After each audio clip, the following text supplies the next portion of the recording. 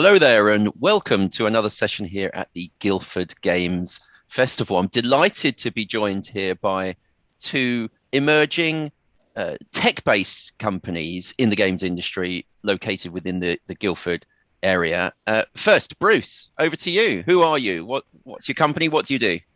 Hello, I'm Bruce Grove. I'm CEO and co-founder of Polystream.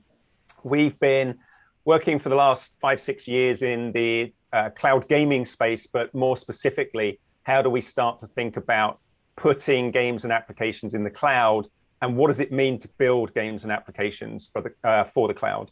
My background has always been technology, platforms. I started off in telecoms, and from telecoms and building large data centers, moved into the games industry by way of OnLive and XPS platforms. So very much always on the systems side. But I was first head of engineering at OnLive, very famous in the cloud gaming world. And then 6 years ago, I got together with Adam Billiard, who's originally the founder of Criterion and Renderware, that gave us such amazing games and technologies back in the late 90s and the early 2000s before they got acquired by EA. So that is Polystream. Amazing. Thank you very much. And Stuart, welcome to you. Tell us a little bit about who you are and Coinmode, the company that you represent. Sure. Hi, I'm Stuart Radforth. I'm CTO and co-founder of Coinmode. So Coinmode is about trying to solve the cryptocurrency and fiat integration, simplifying payments for video games so that we can do two-way payments. So not only can players pay for items or play for joining games, but they can also get paid back. And there's advertising and all sorts of different revenue streams that we generate with it. I started out in the games industry back in '99 at Codemasters, and then I came to Guildford in 2001 and not moved since. I love it. And funniest world, Bruce and I share a common colleague of Adam. So Adam used to be CTO at Criterion, and I used to work at Criterion as well in their developer relations department. And it's been fascinating and fantastic because you get to meet all of the different games companies around the world. So yeah, that's basically where we're at. Well, this is a small world, isn't it? I had no idea that you knew each other. Well, it's even indirectly, better. I suppose. But even better is Stuart's co-founder, Steve Tyson. I used to work together back in my early days building servers and platforms because they were at Supermicro. And so I used to work with Steve. And so we've got this big interchange between our two companies, which is quite funny. Years ago, we actually built, as part of this Guildford Games Festival, a sort of a network, a web of all of the individuals and companies that were connected. We might have to resurface that and make sure it's fully up to date. I love all these sort of serendipitous connections. I'm going to ask you in a second. You both mentioned Guildford. I've mentioned it twice already. There we are, a third time. I'm going to ask you in a second. Why you've decided to establish your businesses in and around Guildford. But just for a little bit of background, Guildford Games Festival is focusing on some of the amazing work done locally in and around the Guildford area. And it's important, when you talk about the games industry and the way it's changing, technology is the driving force behind the games industry. So it's great to talk to a couple of those businesses that are going to be driving the next generation of technology. And this is something which Guildford Borough Council are incredibly supportive, trying to encourage that ecosystem and development. So it's great to be working with them on the programme today. So let's talk about Guildford for a second then. I don't live in Guildford. I'm sorry about that. I'm the outsider here today. But Bruce, why Guildford? What does it do for your business to be in Guildford in particular? So a bit of the history of why me and why Guildford. So I was actually an apprentice. I started out as an avionics apprentice, systems engineering back in the 80s. And back then, I was actually working at Dunsfold, which is just up the road from Guildford. British Aerospace had a very famous airfield there. It's now famous as it's the Top Gear test track. So there's a lot of that kind of industry. But Guildford itself, even before games, was very much a technology center. And a lot of people, I don't think, realize just how much was developed in Guildford. So beyond the games industry, we also had a huge aviation industry. We have a huge telecoms and electronics industry. There's a lot of big companies there like Philips and Siemens and others that are all located in the area as well. So as a place, it's always been nurturing technology. And then, of course, the foundation of the forming of Bullfrog led to a huge network of the games industry, which we talk about. And as people moved from that company, they didn't leave the region. They just kept sort of spreading out and spawning.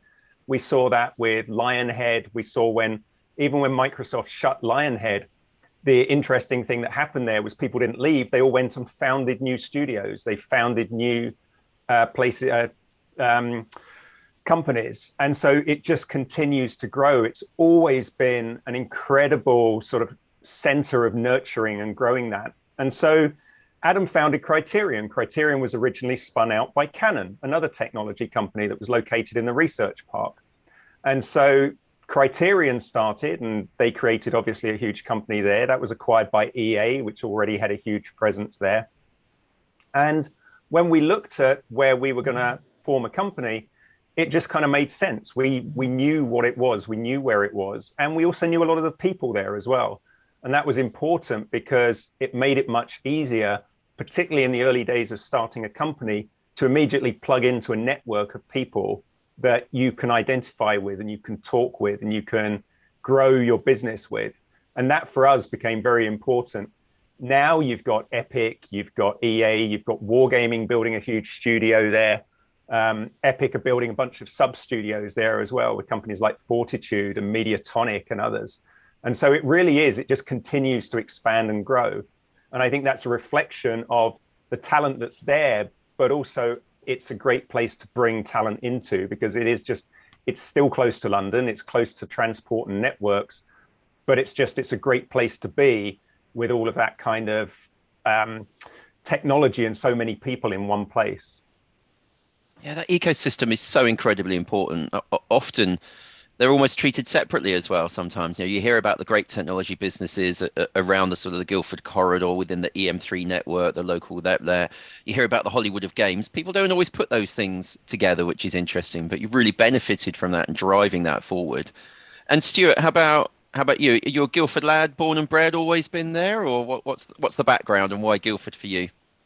So no, I originally started in High Wycombe, and I moved to another. Oh, that's miles away! I can't believe it. Was. I mean, they haven't quite taken off in the games area yet, but there are one or two studios there.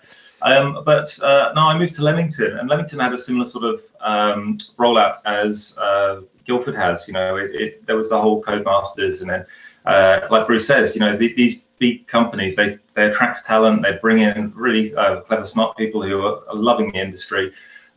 In time, they move on and they start up other businesses, and you have Blitz, and there was a whole explosion of other games companies in Leamington, and it seems like we keep getting these hubs. And Guildford has become like a forte of game studios and technology providers.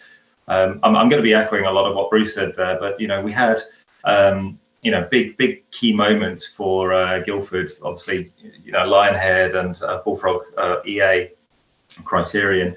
Everybody seems to be well connected, and it's a beautiful place to live as well. I mean, I got asked this once before, like, defend why you live in Guildford, and I was like, it's very difficult to sum it up in one thing. It's just like, it's a beautiful place. It's not quite a city, is it?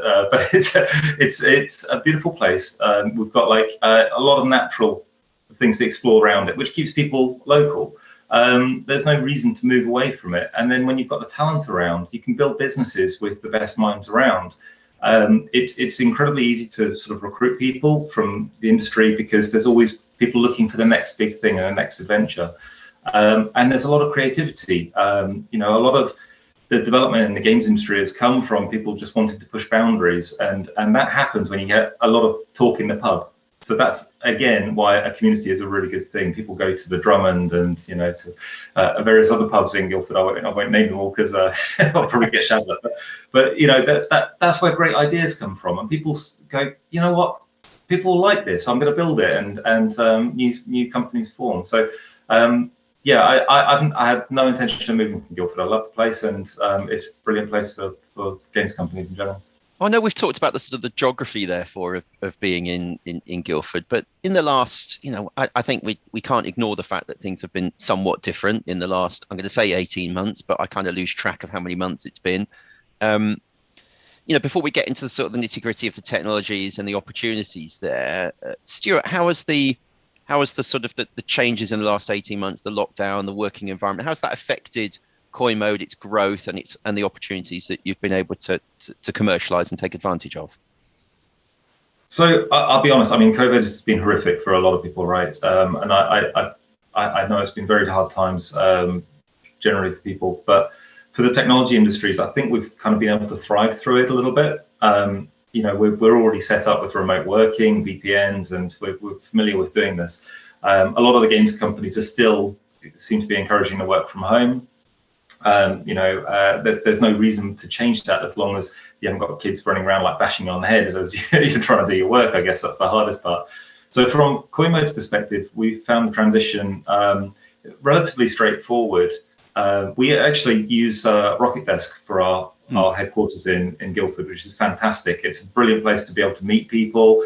That, you know, there's a really positive vibe there. And I'll be honest, it's that bit that I miss most. And being able to chat to people, you know, you meet contacts that way and bounce ideas around the coffee machine. That's the hardest part. You can't really reproduce that in virtual environments as easily. But as for development and technology, it's actually been like work as normal, and we found it pretty good so far. But I'm looking forward to going back to the office.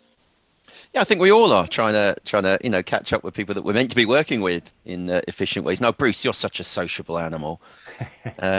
What's it been like at Polystream then in this last 18 months? I guess you've been frustrated not being able to get out there, but in terms of business, what's the impact been for you? Well, I think it's, I mean, sort of similar to what Stuart said. We're part of the what we affectionately call among ourselves the Silicon Sheds in Guildford, which is there's this little cluster just over from the train station, actually just behind the taxis, and you've got kind of Edge Case, where they're Born Ready, Wargaming, us, Glowmade, Fortitude. We've all been part of this little cluster in the same sheds, and it's quite funny. We moved from Tops Tiles, where we'd been in Hello Games' space, along with Cavalier and Remet. We moved up to the Silicon Sheds, where we took Hello Games' second office after they moved up the high street. And we then took the central space in the sheds, which is a much bigger space. It's a really lovely space. And we put a load of effort into the inside of it. We want to take this warehouse type feel and make it really nice. And so we put a load of effort into creating this lovely office. And then COVID happened. And all of a sudden it was like, we've built this beautiful office, and it looks, from the outside, you wouldn't see anything. You walk in it and you go, this is amazing. But the thing we suddenly lost was that coming together. And we spent a lot of time over the last 18 months or so working with the team on what do you need? How do we make that work? And we found, I think, like Stuart, the technology piece was easy. We already knew how to work from home, how to run all our systems remotely. The piece that we found much harder was, how do you recreate the whiteboard? How do you recreate that energy of just people playing board games at lunchtime, things like that, where people do get together. So as things have started to open up, what we've been doing is we got a lot of feedback. We continue to sort of regularly take feedback from the team and say, what do you want? And there's a very consistent message, which is, we don't want to drive 5 days a week to sit in an office with our headphones on in front of a screen, because that's losing sort of valuable time. The commute is not a valuable use of our time. And also, not everyone is getting together all the time. So how do we balance that piece? And I think we are going to see, not just us, but I hear this from Epic, I hear it from Wargaming, I hear it from many others, is that we're looking far more at hybrid type environments, where we want to bring people in, but we want to bring people in so that they can get that mind share type feel and that social type feel. And what that's enabled us to do is, we have actually hired people well outside of the Guildford area. We've got somebody in Madrid, we've got somebody in Edinburgh, we've got a couple of other people scattered around. And it now becomes easier just to say, right, we bring those people together on a reasonably regular basis. Everyone gets that sort of knowing who each other is, how we work together. Oh, you're taller than I thought. I've never met you before in real life. All of that kind of thing, right? It's those sorts of things that we've had happening over the last year and a half. And I mean, we've hired a few people, but Creative Assembly, another local company, they're just up the road in Horsham, and they've hired about, I think, 150 people in the last year. All of these people have never met each other. It's crazy. Yeah. So that's the bit we've got to fix. We've got to get back to how we meet people and get that, as Stuart said, how do we get to the Drummond, or how do we get meetups? How do we start to talk about the change of the industry more regularly? And so that's what we're really focusing on and thinking about for the next, I would say, 3 to 6 months. I guess there's an expectation being technology companies that, like everyone in the games industry, there's no problem with doing that working. There's lots of issues about the human side that you really need to think about. And the other challenge, I guess, is developing new business, creating those opportunities. You can't go to the trade shows, you can't go to those meetups and the socials. So I'll be interested to hear later on if you want to drop in some thoughts on how you sort of made connections and how you've made that work for you. Before we get into that, though, Bruce, you mentioned earlier that your background is streaming. This is amazing. I can't think of anyone that's got a longer history in streaming, funny enough. Now, sorry to put you on the spot a little bit, but we've heard for a long time that streaming is the future of games. Now, no doubt you'll tell me that it is, but I just wonder why are people saying that? What are the real benefits of it? How is it going to really support and drive the games industry going forward? And has anything changed? Now, if we've been hearing about streaming for the last 6 or 7 years, why is it sort of more pertinent today than that time ago? There's a couple of major questions there. Sorry about that. So over to you. Well, I think I can take that and I can say, I mean, you say 6 or 7 years, and I can say like 16, 17 years, right? I was at OnLive. I started right at the beginning of OnLive in 2007. And it was 2 years in stealth mode before we even came out. And there were a couple of other companies around the world, particularly in Taiwan and Japan, who are experimenting with this stuff at the same time. And one of the things that we set out to do, and it was a very bold mission, a very bold statement, this is the last console you will ever buy, right? Yeah. You're never going to need another console. Everything will just run video games. And OnLive went through a very well-storied journey. You can go find all the information you need to just about that roller coaster ride. It was very Silicon Valley. But at the same time, we demonstrated a lot of things, like the technology works. You can stream, you can do all of these, give these great experiences. When OnLive was finally acquired by Sony, so the IP was acquired by Sony in end of 2014 or so, I went away. I met Adam, and Adam said, I've got a much better way of solving this problem. Now, what people weren't talking about was why OnLive had failed. Everyone had an assumption that it was latency and networks and all kinds of problems. It was nothing to do with that. It was actually the economics just did not stand up. We were putting game consoles, game PCs in the cloud, and just moving one resource from one place to another. Absolutely crushingly expensive. And I've talked many, many times about this. However, it seems a lot of people wanted to go and learn this lesson again for themselves. And some of those people have a lot more resources than an OnLive did, right? So when you have $1 trillion company spending billions on building a game platform to learn exactly the same lessons that we learned, you know that something is still fundamentally wrong. So with Polystream, we set out to think about it differently and create a far more distributed compute model. How do we run the game in the cloud? But how do we use your local compute resources as well? So particularly your graphics processing. And it's a very different approach that leads to far more efficient streaming. It leads to far more scalable compute. But another thing happened, which is, okay, why do I care? I can still play games. They're very accessible, right? A Switch is a £200 device. You can buy game consoles. You can buy an Xbox One still for £250, £300, and an Xbox X is around, or an Xbox S rather, is around that sort of price point. So games are very accessible. We play games, we can buy the devices we want. And what does it mean to put games in the cloud? And this was really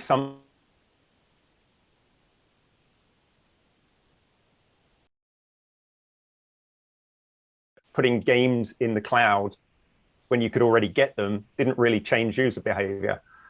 So we started looking at the idea of what we call cloud native. What does it mean if you actually create experiences that you can't run locally? And there's lots of companies in this space, right? We solve a piece of the puzzle. We call it picks and shovels infrastructure, right? We're all doing bits and pieces. Companies like Improbable and Hadean are thinking about how do you make massively scalable engines, and then what happens when you put 10,000 plus people into a single shard. Part of our piece in that is then how do you deliver it to lots of people? Because how do we make experiences instant and move around?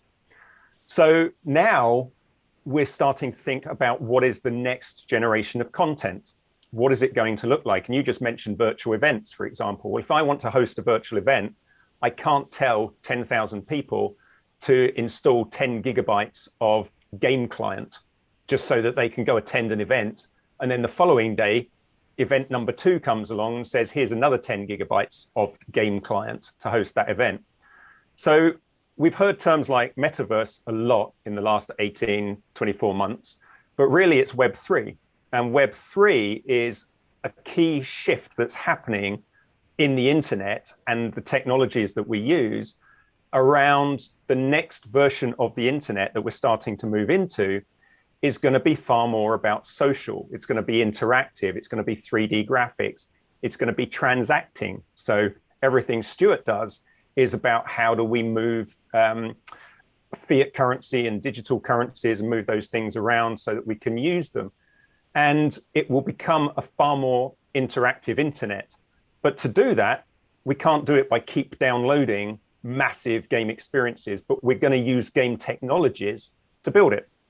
Game engines, Epic, Unity, and others, right?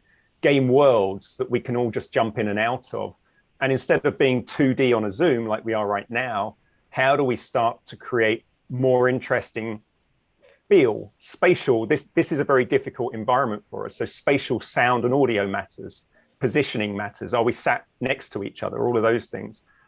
So these all become tech problems. And it moves away from just what is the content into we've now got to connect and plug together a lot of pieces so that it's what we call gaming beyond gamers. So that we take all of these technologies and we make it accessible to people who don't play games, but we can utilize all of these things. How do we make it easy for them to have digital wallets? How do we make it easy for them to attend a virtual event? And I think one of the things we have learned over the last 18 months is virtual events are here to stay. They have a huge place now in our industry, and I think they're really important. And that's a whole other conversation, but it is, we shouldn't be traveling every 3-4 weeks, halfway around the world just to attend an event if there are easier ways to do it, both on our bodies, but also on the planet. So those kinds of things all now coming together. And so it's not just put games in the cloud, it's use our game technologies to build the next generation of experiences that we will all engage with, and engagement has to be engaging, instant. We just have to be able to move in and around just as we do today on the internet as it is today.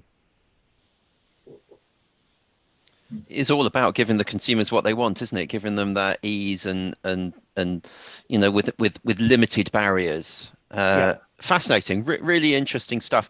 I think some of us are better in 2D than 3D. Let me just throw that out there now. So that's one of my and amazing to think about. Talking about the sort of the options to actually do less travel. How many times have we been to trade events in America or in China where we're actually catching up with people that are based in London or just up the road in Guildford? I mean, it's ridiculous, isn't it? So many huge opportunities across all levels there. And I like the fact you called it Web3. It's just not as cool though, is it? You know, metaverse is just so much cooler. I think that's the thing, right? Metaverse is, I mean, its origin is in tech and the snow crash, and it's very much seen as a geeky term. And I think when you're inside the industry, metaverse, you already kind of have a feel for what people are talking about. But if you've been around the internet a long time, you've also lived around these transitions from a browser, Netscape, that was created as essentially a way to share files and move things around, into Web 2, which was about transaction processing, shopping, socializing, all of those kinds of things. And then now we're moving into that next iteration. So we won't know it as Web 3 unless you're in the industry. People will just realize that the internet is changing And like all of these technologies, if you've done it right, people shouldn't notice.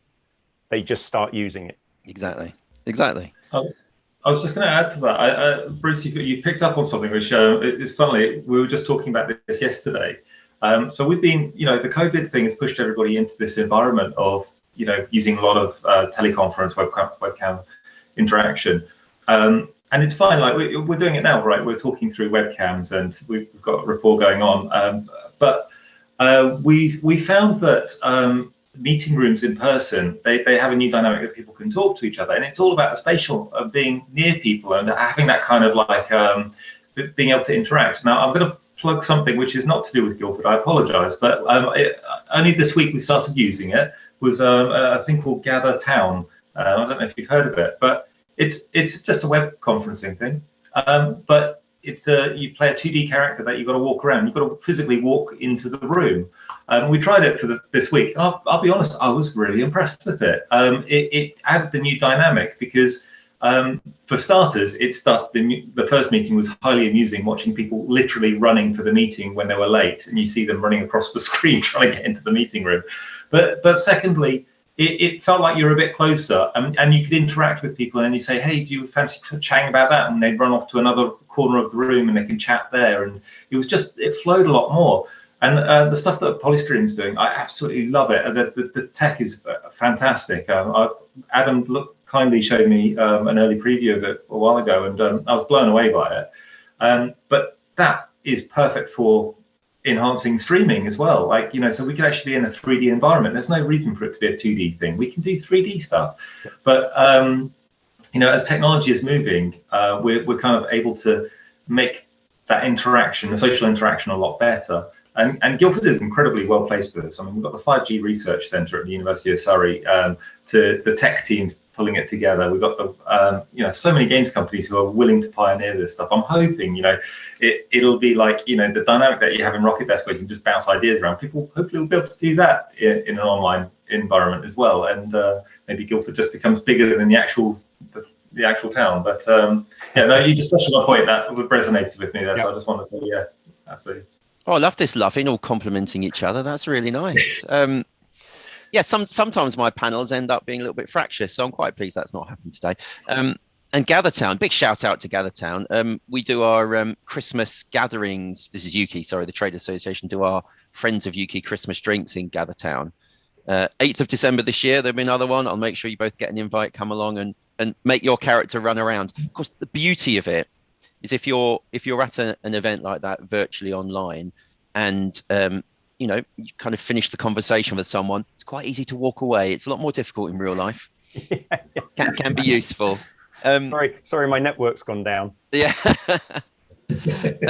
Sure, I want to hear about. We've talked about the sort of the ease of access, the convenience factor, the speed, how technology is sort of driving these things forward. Now, Coinmode are in that payment processing world. Tell me a little bit about what you've been up to. Drop in, if you can, a bit about the early adopter, lightning payments, those kinds of things. That's what we want to hear about. Sure. So maybe if I just frame it a little bit of why Coinmode is doing this, I think that's always a good story, isn't it? So, through contacts in Guildford, and actually it was a colleague from Epic, he recommended that I looked into Bitcoin back in the day, and I admittedly I dismissed it. I thought it was ridiculous. I was like, it's World of Warcraft money. I've seen this net beans and all the rest. I didn't care. And he was like, just read the white paper. It's really good. So I read it and I was like, oh my God, this is amazing. Like, they've solved some of the biggest problems. This is big. So I got involved in it for that and really passionate about it because I could see, just like how Criterion got in with the 3D engines, it was like, you knew this is the way forward. It was ridiculous. Everyone was making their own 3D engine to begin with, and Criterion goes, we can productize this. We can simplify game developers' lives so they can focus on making the games rather than having to worry about how to do corrode shading and all that sort of stuff. It was fascinating. I've got the same buzz from Bitcoin. The problem with it is it's difficult to use. It's difficult to get a hold of. It's difficult to implement in a game because people are trying to hit blockchains and there's delays in payments. And there's also the attacks that people can do on this stuff, protecting the money and so forth. There are a lot of hurdles, and obviously people want to spend locally. You know, you want to go to Starbucks, and they're not currently accepting Bitcoin. You need to be able to spend in pounds, right? So Coinmode is trying to solve that. Is basically bridging the gap between the new world of what's happening of cryptocurrencies being adopted, but with the existing world, and making payments easy for game players and game developers to use. That's our whole mission. That's our purpose here. So what we're trying to do with the Coinmode itself is we've got a wallet system which allows you to do payments in and out. As you'd expect, you have like GBP, Euro, USD, and Bitcoin.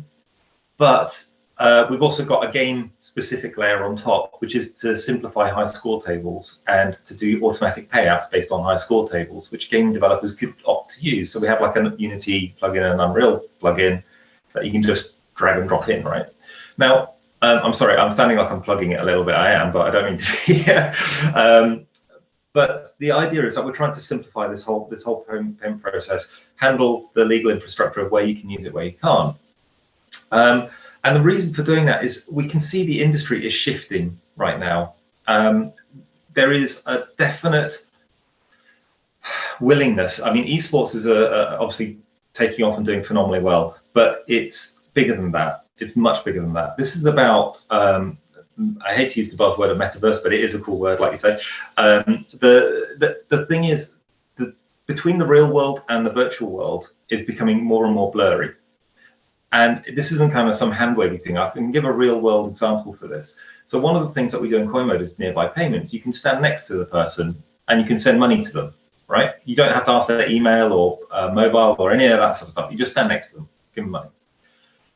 But we're like, this is the same for games, but we just need to use the different coordinate system. We change it to 3D or 2D, and you can now do exactly the same thing in a video game. So there's now the possibility of sending money to the person that you're standing next to in whatever MMO or video game you're in, and then that person just tapping their card in Starbucks and buying the money. It's all connected, and that's where we're going. You know, there's more of this to come. Play to earn is possibly a misused phrase a little bit, but there is a definite need for having customers in games being able to generate user-generated content to attract more players, because the game platform is allowing people to grow and make it a better game. And rightfully so. If the player has put in time for that, there probably should be a financial reward, because the game company is getting a financial reward from them attracting the players. But it's been very difficult to send money back. And now with cryptocurrency, not just Coinmode, just generally cryptocurrency, you can do this. And we're going to see more and more of that happening. It's almost like distribution of game development. So games become more about the platform and the design of the game, and it's more about the players bringing the content and making the game better. You can see that you won't have like a FIFA 20, a FIFA 21. Well, maybe they probably will, right? But you probably have the football game, and it's down to the players to now start making the game better. And it's just a platform to build better games on. So that's just one opportunity. I'm not saying all games do that, but it's now possible, and that wasn't possible 10 years ago. So that's where we've got this massive opening in the market for all game studios, not just in Guildford, which is embrace this new technology, because it is happening. So now the capabilities are there. But going back to what Bruce was saying, one of the biggest problems that we have is people need to download massive executables. And the trust factor, I mean, as more cryptocurrency comes online, you've got to trust what's going on your computer these days. I don't let my kids now touch my computer, because I'm just like, I want to know what you're downloading, just in case it's like, you know, some virus or anything. Now, with this this kind of more security conscious user and game player, there is a demand for remote play. There is a demand for having that at arm's length. The security is managed for you. You don't need to worry about it. You see Chromebooks are really pushing that. You may as well do it with you know, as soon as you can get like that 3D content streamed as well. I mean, this is just perfect timing for it all coming together. And we'll see more and more security features added to games consoles and platforms, I believe, because it's going to become so much more important. And streaming is a good way to sort of like make the end user safer as well. So there's pros and cons with things, but you can see there's a lot of change happening in the industry. And it means that, you don't necessarily need to have the latest games console. You could just go onto a web browser and play the latest game there. You don't have to type your credit card in. You just click pay in whatever wallet you're using. So cryptocurrency and this online streaming capability and the vast connected network of how games are working, I think it's going to be absolutely revolutionary. A really exciting time for the games industry. It's back when the first consoles came out and everyone was like, this is brilliant. Like, we've got a fixed hardware. We can do some amazing things with it. I'm getting that same vibe again. So yeah, if that helps, so Coinmode is trying to help with that side of things. You asked about the early adopter program. I will stop talking in a second. I'm sorry. No, go for it. I want to hear about it. The early adopter program is we're looking for exceptional games companies who are doing something new that we can showcase new types of payments. We don't want to just do esports. We want to be bigger than that. So we're looking for games companies, ideally Guildford, but actually anywhere where we can actually say they've got a brilliant game, they've got a brilliant platform, and they can monetize in a slightly different way to show the industry something new and revolutionary beyond just play for money. It's more like be able to give back to the player. That's what we'd love to find. So the early adopter program is onboarding a few select developers to really showcase what cryptocurrency can bring. Well, if people do want to sign up, Coinmode, all one word.com. Let's get them going there and having a. I should also say that, Bruce, you're polystream.com as well, shouldn't I? Just to get the website out there. You've both mentioned, really amazing summaries. Thank you very much for that. And you've both mentioned cryptocurrencies quite a few times. Do we think that you might be a little bit biased, so I'm probably not the right people to ask for this, but do we think the perception of cryptocurrencies in the sort of the mass market, the general market, or even in the business world has changed? Because it didn't have a great reputation I think probably through ignorance and lack of understanding, but how's that changed, do you think? Stuart, do you want to take that one first?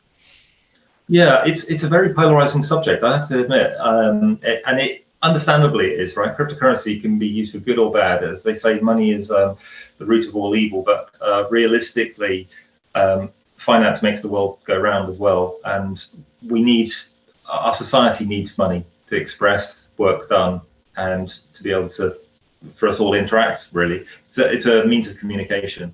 So what has happened recently is it's become, mainstream is not the right word. It's not mainstream yet at all. Until we see it being used in all McDonald's, I don't believe it's mainstream. But it has certainly become better understood, and I think people realize it's here to stay. And whilst not everybody understands why it's here yet, because of the technical implications of what they've solved, people have started to warm to the idea. And the fact that we now see Visa and MasterCard are now talking about it, PayPal allows you to do crypto. That's kind of given it the seal of like, yeah, this thing's here. We understand that this is for the long term. But there's still a massive amount of regulatory issues. The FCA in the UK is really stifling the UK right now. America is storming ahead, and we're hoping to see that change.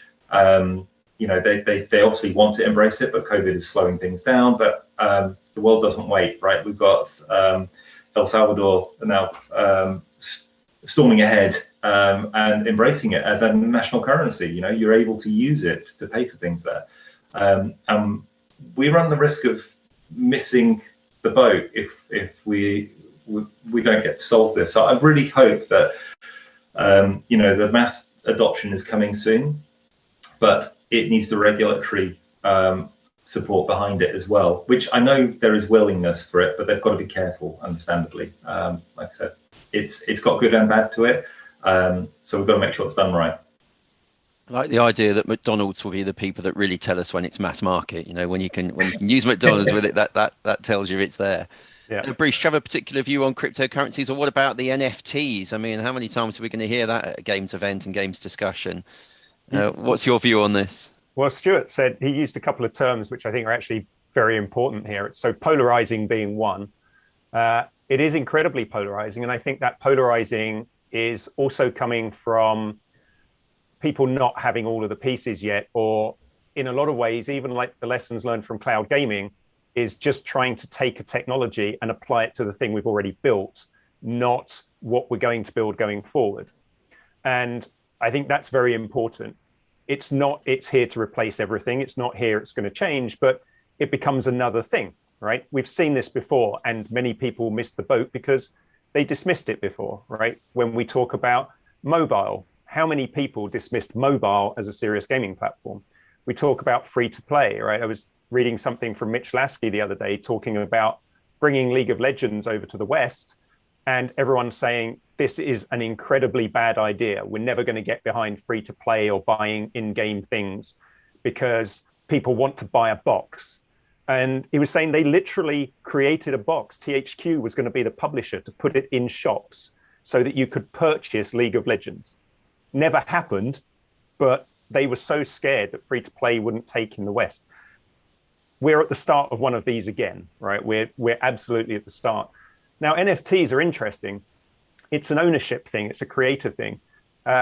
Stuart said proof of work, right? And or pay for work done, those kinds of things. I've just been playing Forza Horizon 5. Amazing game. It's beautiful. I was struck actually, because I'm now immersed in this world and because I think of these things and I see them, there is a mode inside Forza where you can take a car and then you can paint it. You can create skins. You can put all the transfers on it. And it's a very clunky editor. It's quite difficult to do a good job. And some people are doing just incredible jobs of creating cars that look like the Le Mans winner from 1966 or the incredible sort of World Rally Championship winning car in 1999. And it takes a lot of work and a lot of detail to do that, for which they get kudos, right? They've probably spent hours, if not tens of hours, creating some of these. Well done. Thank you. Thank you. And now we can all download them for free. And whilst it makes the game more compelling and it makes the game more immersive, those people have created that content. Nobody's actually monetizing that content. Nobody's making anything from it. You could argue that Playground and Microsoft, the game gets more traction because of it. But why shouldn't the people that have created that content have a smart contract applied to it? And so that you can say, right, every time someone applies that skin, a small transaction. It doesn't even have to be a large transaction, right? Because we're talking about a game with tens of millions of players. Small transactions can impact the content creator. Then we get into NFTs. So as a skin, it's like everyone could just purchase that skin and say, yeah, I've purchased it. We already know how to do that inside games, but make sure the creator gets something back. Now we get into non-fungibles and non-fungible tokens. Well, what does it mean for that skin in particular to be unique? What does it mean for that skin to be created by an artist or be the race-winning car used by one of the world's top streamers? Doesn't matter that I've got the same car in my garage. This particular version of that car was the one used by one of our top streamers to win the world championships. That car now has more value, right? Now I can buy an Adidas football identical to the one used at the World Cup. If I try and buy the one that was penalty scored by Ronaldo, guess what? That same football is worth more, right? It's the same thing, but applied to digital. It's being able to ledger and transact and know, sort of have a history of what that thing was, and we can make that special. And then it can be sold again, and the original creator can get another portion for every transaction going forward. That's what a smart contract is. It's a very different way of thinking about it, but I think the conversation has fallen into people going, I don't see why we need this because we can already do all of this. It's like, it's not what we can already do. It's what can we do now with this? It gives us more. And that's the piece. We're going to start thinking about it. We're going to start seeing different things. The streaming piece is important because all of a sudden, game attributes, game assets can become transactable outside of a game. What does it mean to buy a special edition of something just to know you own it, right? You might not be the person that plays it. We've heard for years how many people watch League of Legends, but don't play it. And I'm using that one as a simple example, but what if I could still buy some of the things that were used in it and now own them? So it's just a different way of thinking about things, and it's going to take shape. We're absolutely at the top of the hype cycle right now, and we're possibly still climbing that hype cycle. But we've seen these hype cycles plenty of times, right? It will go up, it will go down, and then it will steadily come back up again. And I mean, I was running at the time one of the world's largest GPU farms in the cloud, right? We had built a GPU farm with about 8,000 graphics processors, and we were discussing how we're going to exercise it. Someone came in and said, hey, has anyone been looking at this Bitcoin thing?